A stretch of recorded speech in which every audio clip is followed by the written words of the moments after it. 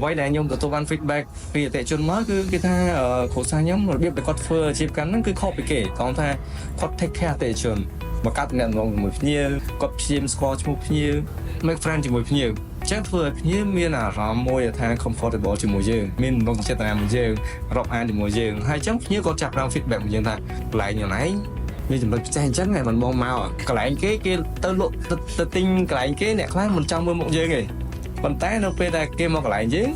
ก็ตัวตัวมันบอลซับมวยเดียวทางเนี่ยโลกโดยเฉพาะเทคแคร์ยืงให้สกอร์ยืงสกอร์ปีรสเจ็ดกาแฟยืงสกอร์ปีกับรัดเจ็ดสกอร์ยืงแอมยืงยังเถอะแต่ยุ่นจะมาให้มาตีบอลนี่คือเชียร์จำนวนเป็นแซมมวยบอลยืงแต่ยังกูแต่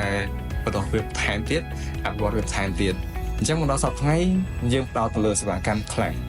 ជំរាបសួរបងប្អូនអ្នកគ្នាដែលកំពុងទស្សនាវីដេអូមួយនេះថ្ងៃនេះខ្ញុំនឹងសម្ភាសជាមួយនឹងបងប្រុសម្នាក់ដែលគាត់ជាស្ថាបនិកក្នុងវិស័យហាងកាហ្វេហើយឃើញគាត់ឈរជើងបានយូរហើយច្រើនសាខាដែរអញ្ចឹងចង់ឲ្យបងប្អូនអ្នកគ្នាជាពិសេសបងប្អូនដែលជាសហគ្រិនបានដឹងអំពីបទពិសោធន៍ជាពិសេសគឺដំណើរការនៅក្នុងការដឹកនាំអាជីវកម្មនេះថាតើធ្វើបែបណាដើម្បីបងមានភាពរឹងមាំហើយមកដល់ពេលនេះដែរអញ្ចឹងជួបជាមួយនឹងស្ថាបនិក Fam Cafe ទាំងអស់គ្នាជំរាបសួរបង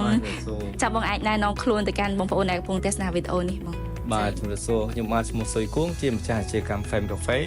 ដែលយើងមាន6ទីតាំងនៅក្នុងខេត្តសៀមរាប Fam Cafe ត្រូវបានបង្កើតឡើងពីឆ្នាំ2015រហូតមកដល់ពេលនេះអាចនិយាយបានថាជិត10ឆ្នាំហើយ2015នេះក៏យើងចាប់តាមបង្កើតជាតូបកាហ្វេទូចមួយនៅចាំផ្លូវមួយហើយបែបគ្រួសារទេនៅ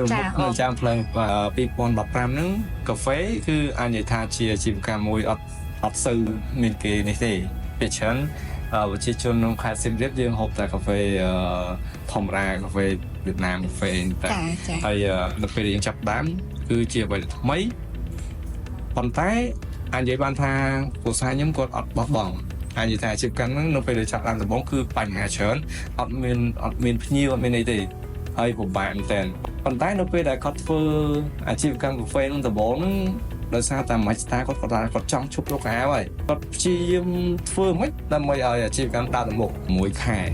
ចំណេញចាប់តែមានឃើញមានអតិថិជន support គេចាប់ដើមឲ្យ feedback ចាប់ដើម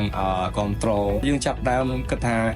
យើងដូចជាស្រឡាញ់វាដែរហើយអញ្ចឹងយើងចាប់ដើមរកចំណុចល្អនៅក្នុងអាជីវកម្មហ្នឹងហើយយើងចាប់ដើមដោតលើហ្នឹងហើយអ្វីដែលពិសេសដែលយើងឃើញនៅពេលដែលយើងចាប់ដើមហ្នឹងយើងមានអតិថិជនហើយគាត់feedback មកលើវិញទៅបាន feedback ពីអតិថិជនមកគឺគេថាគ្រួសារខ្ញុំរបៀបដែលគាត់ធ្វើអាជីវកម្មហ្នឹងគឺខុសពីគេតោះថាគាត់ take care អតិថិជនមកកាត់អ្នកងជាមួយភ្ញៀវគាត់ព្យាយាមរកអានជាមួយភ្ញៀវគាត់ព្យាយាមស្គាល់ឈ្មោះភ្ញៀវគាត់ព្យាយាមនិយាយលេងជាមួយកូនភ្ញៀវនិយាយទៅគាត់ make friend ជាមួយភ្ញៀវចឹងធ្វើឲ្យភ្ញៀវមានអារម្មណ៍មួយថា comfortable ជាមួយយើងមានអារម្មណ៍ថាមានទំនុកចិត្តតាមយើងរកអានជាមួយយើងហើយចឹងភ្ញៀវក៏ចាប់ផ្ដើម feedback មកយើងថាកន្លែងយ៉ាងណាមានចំណុចពិសេសអញ្ចឹងហ្នឹងមិនបងមក unique ណាស់ unique យ៉ាងម៉េចកន្លែងគេទៅលក់ទៅទិញកន្លែងគេអ្នកខ្លះមិនចង់មើលមុខយើងទេប៉ុន្តែនៅពេលដែលគេមកកន្លែងយើងគាត់ទទួលបានបទពិសោធន៍មួយដែលថាអ្នកលក់ take care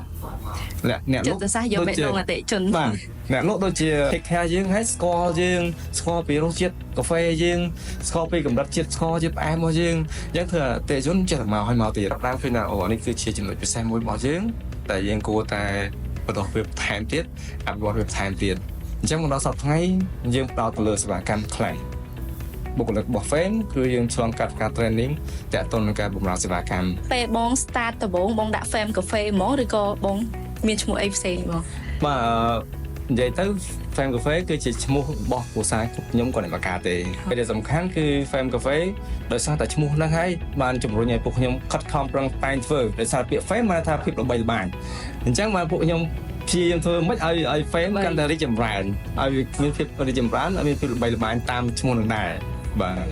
អាចចែកម្លែកពីបទពិសោធន៍ខ្លះថាពេលដែលបង start ដំបូងអីដែលចំណុចណាដែលបងគិតថាវាបងធ្វើទៅបងរីកចម្រើនកាន់តែខ្លាំងហើយឥឡូវនេះឃើញដល់6សាខាអញ្ចឹងបងពិតជាខ្លាំងនៅក្នុងវិស័យមួយហ្នឹងខ្ញុំរៀនពីអាជីវកម្មហ្នឹងមកខ្ញុំគិតថាជាម្ចាស់អាជីវកម្មបើគ្រាន់តែចេះចំណេះជំនាញ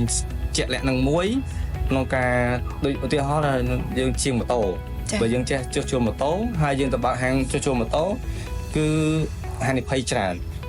គឺយើងនឹងមានបញ្ហាទៅដោះស្រាយច្រើន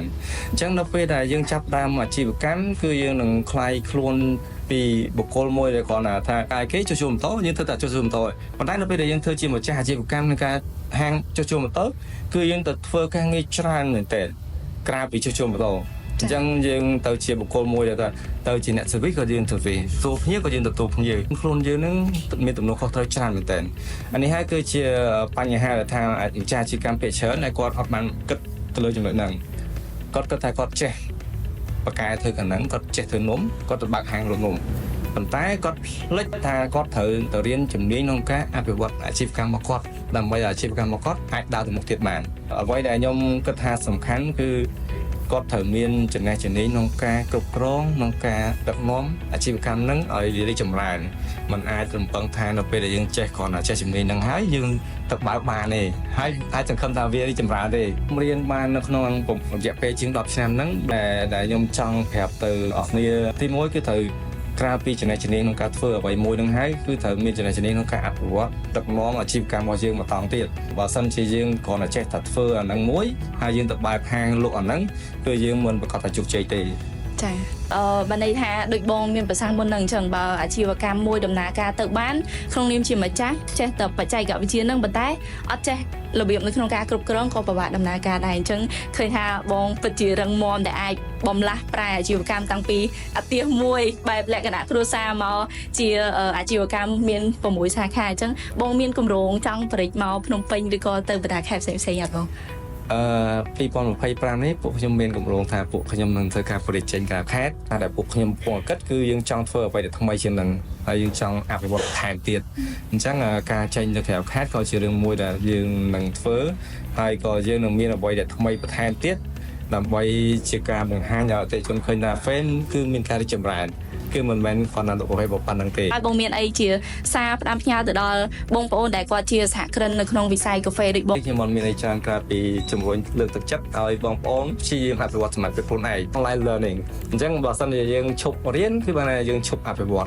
ហើយបើសិនជាយើងឈប់អភិវឌ្ឍបានថាគេទៅមុនហើយយើងនៅក្រោយគេហើយអញ្ចឹង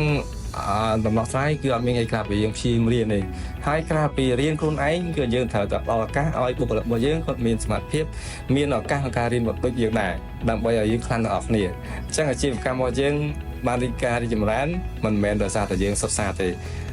ជាផ្នែកមួយប៉ុន្តែបុគ្គលិករបស់យើងក៏ជាផ្នែកមួយសំខាន់ក្នុងការអភិវឌ្ឍអាជីវកម្មរបស់យើងដែរឃើញបុគ្គលិកបងប្រកែធ្វើ marketing ដែរខ្ញុំ fan page fan កាហ្វេដែរ